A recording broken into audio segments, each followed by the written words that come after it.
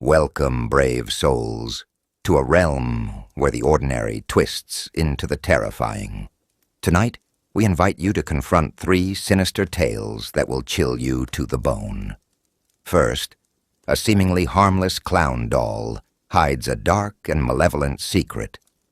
Next, a late-night ride home turns into a nightmare when a mysterious man in a pickup truck begins to follow.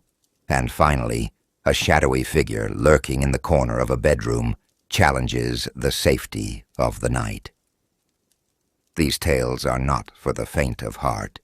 If you dare to step deeper into the darkness, subscribe now to Dr. Sinister's Tales of Terror. Your nightmares will thank you. Are you ready? Let's begin.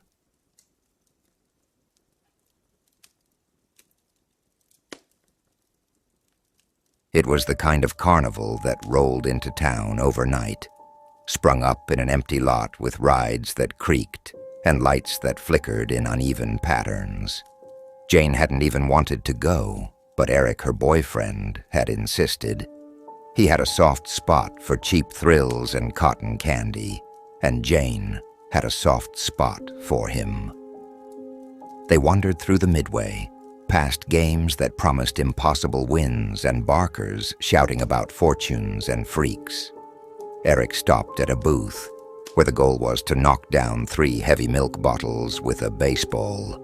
"I'll win you something," he declared, flashing his easy grin. Jane smiled faintly but said nothing. She watched as Eric wound up, threw, and missed. Twice. On the 3rd try, to her surprise, the bottles toppled with a satisfying clatter. "Pick your prize," the carny said, his voice low and raspy. Jane's stomach turned as she surveyed the options. Stuffed bears with mangled fur, a crooked unicorn, and then a life-sized clown doll. Its painted grin seemed to leer at her, its glassy eyes unblinking. Before she could protest, Eric pointed at it. "That one," he said, laughing. "It'll be a conversation piece." The carny's smile widened as he handed it over. "Enjoy," he said, his tone dripping with something Jane couldn't quite name. Malice? Mockery? She wasn't sure. They walked back to Eric's car, the clown propped awkwardly in the back seat. "It's creepy," Jane muttered. "Why would you choose that?" Eric shrugged. "Creepy is fun. Lighten up." When they arrived at her apartment, Eric carried the doll inside, setting it in the corner of her living room. They ordered pizza, watched a movie, and laughed, though Jane's eyes kept straying to the clown. Its painted smile seemed sharper in the dim light, and no matter how she turned her head, it seemed to be watching her. "You're acting weird," Eric said, noticing her glances. "It's the doll," she admitted. "It gives me the creeps." "It's just a doll," he said, rolling his eyes. "It's not gonna hurt you." That night, they fell asleep on the sofa. Eric fell asleep almost immediately, his snores soft and rhythmic. Jane lay awake, unease prickling at her skin. She couldn't shake the feeling that the clown was somehow off. Finally, exhaustion won out, and she drifted into a restless sleep. She woke to the sound of Eric's phone buzzing on the end table. Groggy, she reached out to nudge him awake. "Eric," she mumbled, "your phone." When he didn't respond, she turned toward him and froze. Her breath caught in her throat, a scream choking her silent. Eric lay motionless, his eyes wide open, staring at the ceiling. His throat was a jagged red smile, blood pooling beneath him and soaking into the sofa. Her stomach lurched. Her gaze darted around the room, desperate for an explanation. That's when she saw it. The clown doll, sitting in the chair by the window. She had left it in the living room. She was sure of it. But there it was, its painted grin wider than before, its hands smeared with blood. The doll's head tilted slightly, as if acknowledging her. Its glassy eyes seemed to gleam with malice, and for the first time, Jane thought she saw it breathe. A strangled cry escaped her throat as she scrambled backward, falling off the bed and landing hard on the floor. She grabbed her phone and fumbled with it, her shaking fingers struggling to dial 911. When she looked up, the doll was gone. The room was silent except for the faint drip, drip, drip of blood hitting the floor. Jane's heart pounded as she scanned the shadows, her every nerve screaming. Then she heard it, the soft scrape of something dragging across the floor. It was coming closer and closer. The last thing she saw before the room went dark was the painted smile, inches from her face.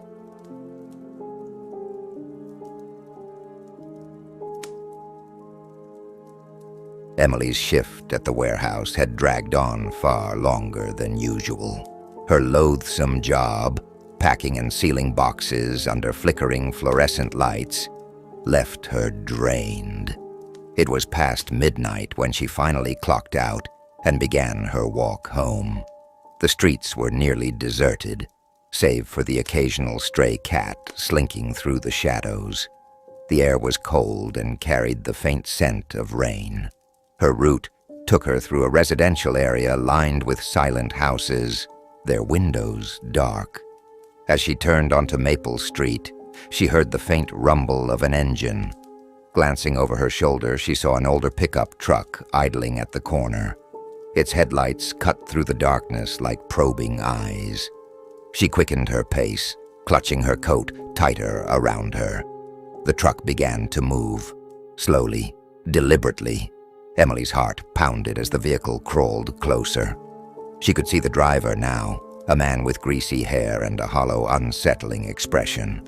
His face twisted into a sinister smile as he pulled up alongside her. "Need a ride?" he asked. His voice was deep and rough, like gravel scraping against metal. Emily shook her head quickly. "No, thank you," she said, her voice trembling. The man's smile widened, revealing yellowed teeth. He stared at her for a moment too long before muttering, "Suit yourself," and driving off.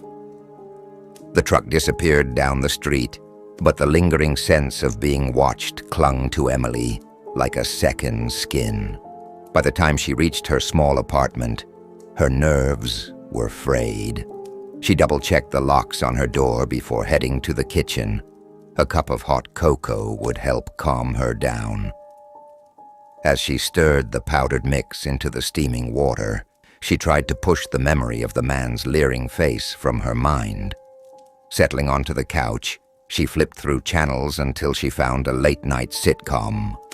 The canned laughter was a welcome distraction, but just as she began to relax, a low rumble caught her attention.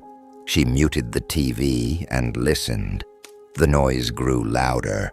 It was unmistakable, the sound of an engine idling. Emily's stomach dropped as she peered through the blinds.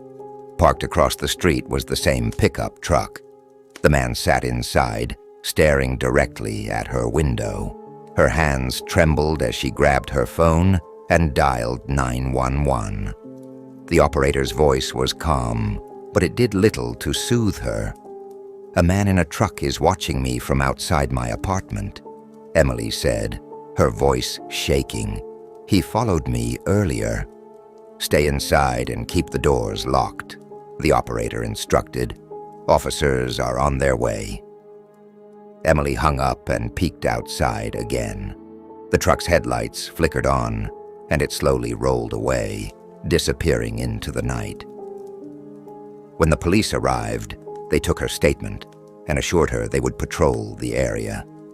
But their presence, however brief, did little to ease her growing unease. Hours later, Emily finally crawled into bed, her body exhausted, but her mind restless. Every creak of the apartment made her flinch. Sleep came in fitful waves, and when it did, it brought with it dark, fragmented dreams of the man's sinister smile. Just as she began to fall asleep, a loud, insistent knock jolted her awake. Emily sat up, her heart hammering in her chest. She glanced at the clock, 2:17 a.m. Another knock, harder this time, echoed through the apartment. She slid out of bed and crept toward the window, careful to stay out of sight. Pulling back the edge of the curtain, she froze. The truck was parked in her driveway, its engine silent. Then, as if sensing her gaze, the man stepped into view, 3 feet from her window, staring directly at her. His face was illuminated by the faint glow of a street lamp, his eyes dark and unblinking. "Do you need a ride?" He groaned in a deep, disturbing voice, over and over again, sending chills down her spine. Emily's breath caught in her throat. The man raised a hand and knocked on the door again, harder this time, as if daring her to respond. She stumbled backward, her mind racing with panic. And then the knocking stopped. For a long moment, there was silence. When Emily finally mustered the courage to look out again, the man was still there, his gaze still fixed on her apartment. She watched him as he pulled a phone from his pocket and looked as if he was dialing a number. He put the phone to his ear as he looked directly at her. Her cell phone rang.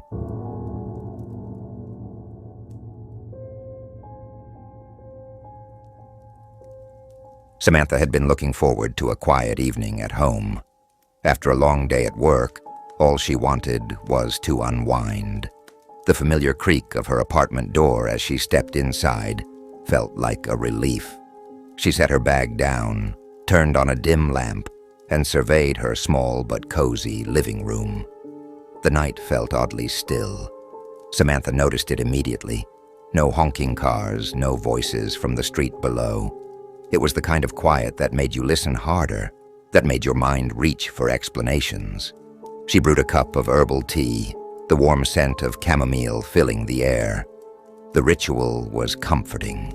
She sat down on the couch and flipped through the channels, settling on a documentary she'd been meaning to watch. Yet, even as the narrator's soothing voice filled the room, her thoughts wandered. She couldn't shake the faint unease that had been nagging at her all evening. Was it the silence, or the way her shadow stretched unnaturally long on the far wall when she walked past the lamp? After an hour of restlessness, she decided to head to bed. She left her tea half-finished and turned off the lights, leaving only the dim glow from the street lamp outside. As she walked into her bedroom, she caught sight of the chair in the corner. It was an ordinary chair, wooden with a soft cushion she had reupholstered herself. Tonight, though, it seemed different. It stood just a little too straight, the shadows around it pooling darker than usual. On its backrest hung her jacket, and her wide-brimmed hat rested on top. From the corner of her eye, it looked almost human. Samantha paused, staring at the chair longer than she needed to. "It's just my jacket," she murmured, shaking her head. She turned away, slipping into her pajamas and brushing her teeth. Yet when she returned to the room, she couldn't help but glance at the chair again. It still looked like someone sitting there, watching her. With a nervous laugh, she shook her head. "Stop being ridiculous," she told herself, but her voice lacked conviction. She turned off the bedside lamp and slid under the covers, facing away from the corner. Sleep didn't come easily. Samantha tossed and turned, her ears straining for any sound. The creak of her apartment settling, the faint hum of the refrigerator, each noise felt amplified in the darkness. Her eyes fluttered open after a time, drawn again to the chair. She squinted, certain it was closer to her bed than before. Her chest tightened. "No," she whispered, shaking her head. "I must have imagined it." She squeezed her eyes shut and rolled over, pulling the covers tighter around her. The uneasy feeling in her stomach wouldn't go away. The sound of wood groaning under weight jolted her awake. Her breath caught as she turned her head toward the chair. It was unmistakably closer now, just a foot or two away from the edge of her bed. Her throat went dry as she stared at the dark shape. For a long moment, she convinced herself it was still just her jacket and hat.